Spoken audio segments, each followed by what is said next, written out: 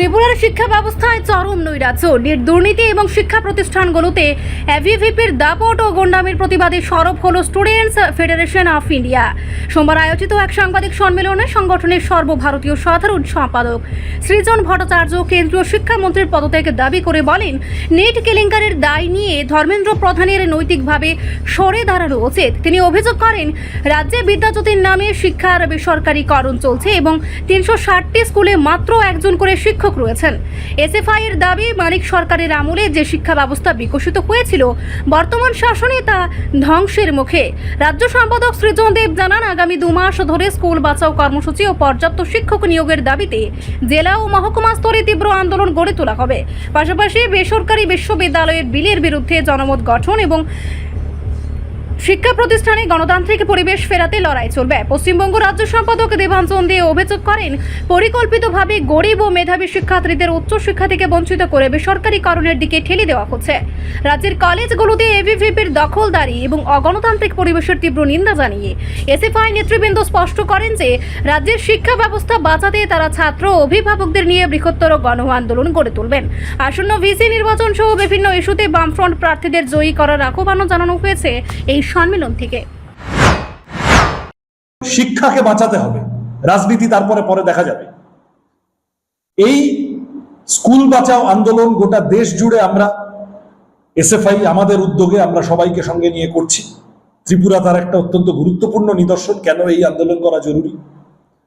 এবং একই সাথে আমি যে কথাগুলো বললাম, নিটের পেপার লিক বা সিবিএসসি 12 স্ট্যান্ডার্ড তার ইভ্যালুয়েশনের ক্ষেত্রে গন্ডগোল হওয়া বা আরো অন্যান্য সমস্যা, সামগ্রিকভাবে লেখাপড়ার খরচ বাড়ছে ভীষণভাবে, লেখাপড়ার মান কমছে এবং খরচ বেড়ে চলেছে গোটা ভারত জুড়ে। এই রাজ্যের ক্ষেত্রেও এই বিদ্যাজ্যোতি প্রকল্প ইত্যাদি বলে আসলে স্কুলগুলোর মধ্যে ভাগাভাগি করিয়ে দেওয়ার, গ্রেডেশন করিয়ে দেওয়ার চেষ্টা হয়েছে।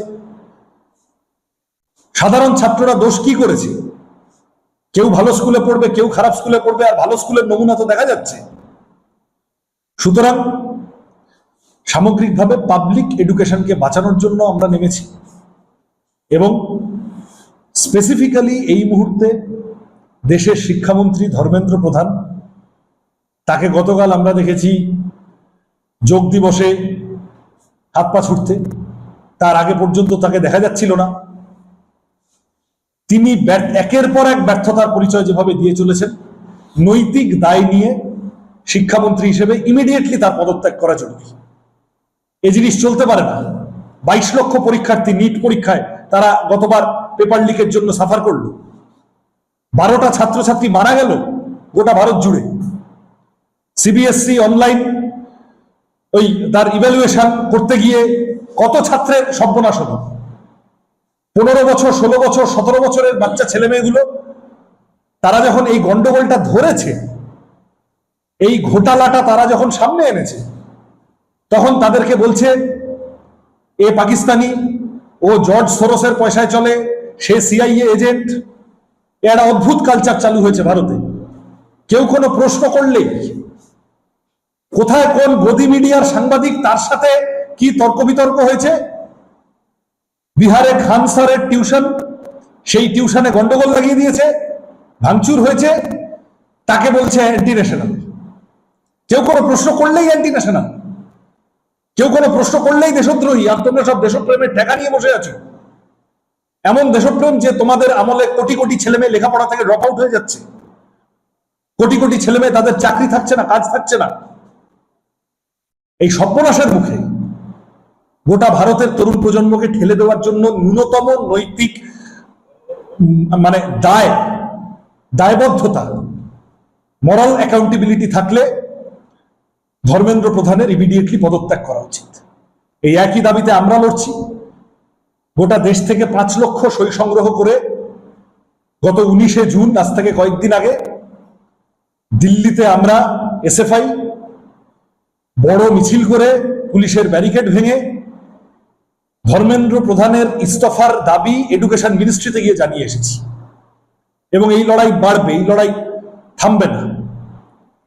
আজকে এখন যখন আমরা এখানেই সাংবাদিক বৈঠক করছি, ককরোচ জনতা পার্টি আসলে পলিটিক্যাল পার্টি এখনো সম্ভবত নয়, কিন্তু সোশ্যাল মিডিয়া আন্দোলন হিসেবে সামনে এসেছে।